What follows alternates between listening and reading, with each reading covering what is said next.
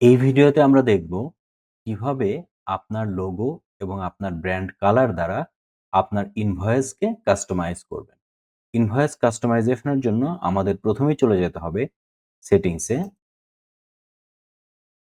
Settings থেকে আমাদের চলে যেতে হবে ইনভয়েস সেটিংস।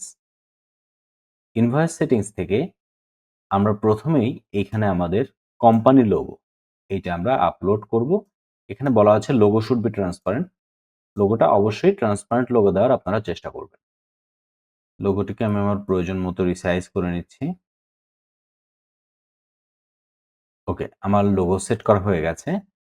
এখন আমি চাই এখানে ইনভয়েসের কালারটা দেয়া আছে ডার্ক নেভি ব্লুর মতো। তো আমি চাই যে এইটা আমার আমাদের ব্র্যান্ড কালার যেহেতু গ্রিন, সো আমি এই লোগোর ব্র্যান্ড কালার অনুযায়ী ইনভয়েসের কালারটা আমি করতে চাই। এখান থেকে আমি কালার পিকারটা নিয়ে নিলাম এবং আমি এই গ্রিনটা সিলেক্ট করে দিলাম।